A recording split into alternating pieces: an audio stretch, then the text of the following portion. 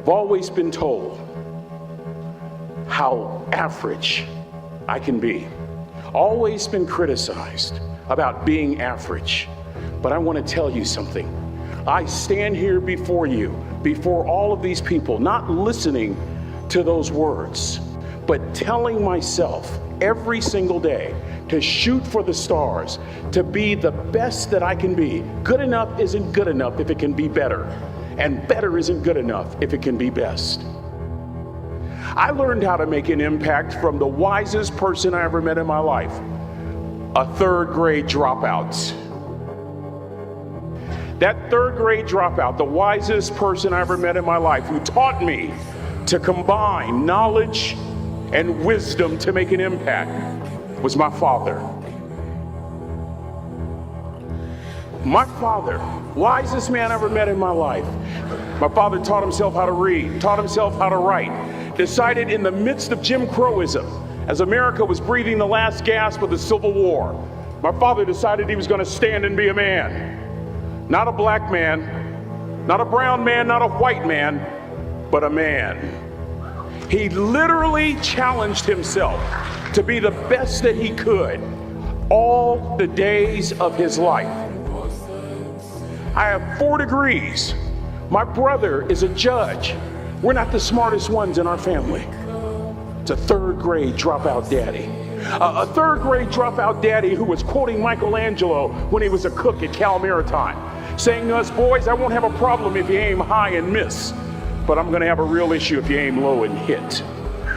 A country mother quoting Henry Ford, saying if you think you can or if you think you can't, you're right. You see, it takes knowledge and wisdom combined to grow your influence so that you'll make an impact. You'll be a shipmate that others can count on. Aristotle said you are what you repeatedly do. Therefore, excellence ought to be a habit, not an act. Third grade dropout, a cook, was modeling excellence for his boys, combining academic knowledge and old school wisdom. That's what makes an impact. Wisdom will come to you in the unlikeliest of sources, a lot of times through failure. When you hit rock bottom, remember this. While you're struggling, rock bottom can also be a great foundation on which to build and on which to grow. I'm not worried that you'll be successful. I'm worried that you won't fail from time to time. The person that gets up off the canvas and keeps growing, that's the person that will continue to grow their influence. I met the finest woman I'd ever met in my life, Trina Williams from Lompoc, California, and we were all dancing and we're just excited. And I decided in the middle of dancing with her that I would ask her for her phone number.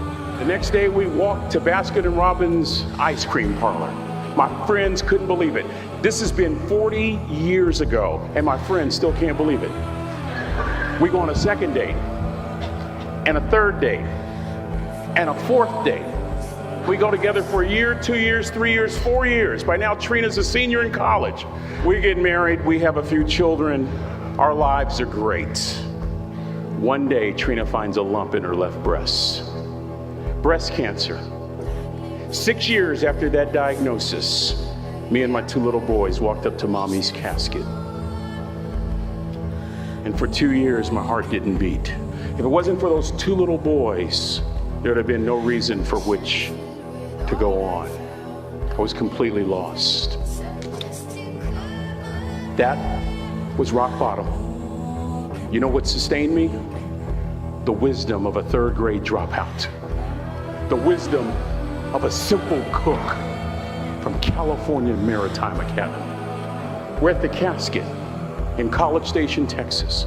I'd never seen my dad cry, but this time I saw my dad cry. That was his daughter. Trina was his daughter, not his daughter-in-law. And I'm right behind my father, about to see her for the last time on this earth. And my father shared 3 words with me that changed my life right there at the casket. It would be the last lesson he would ever teach me. He said, son, just stand. You keep standing. You keep standing, no matter how rough the sea, you keep standing. And I'm not talking about just water. You keep standing. no matter what, you don't give up.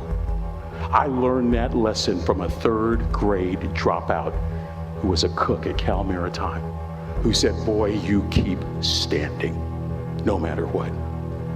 I stood and a miracle took place.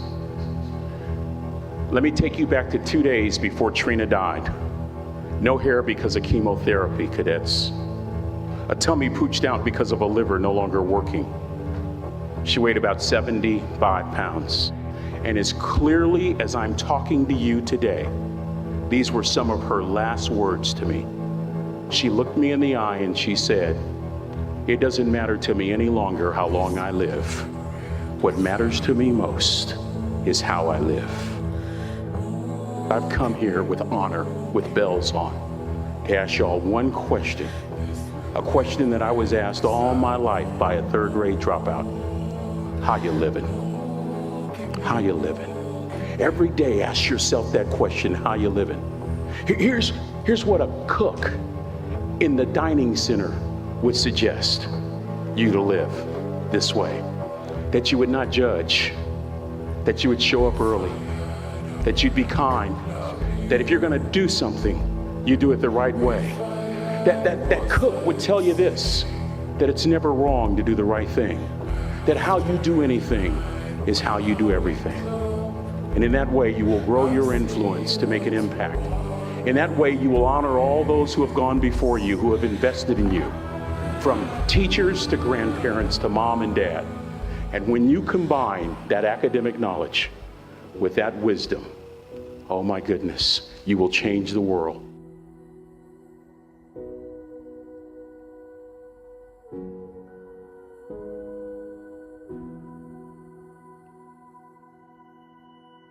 Thank you.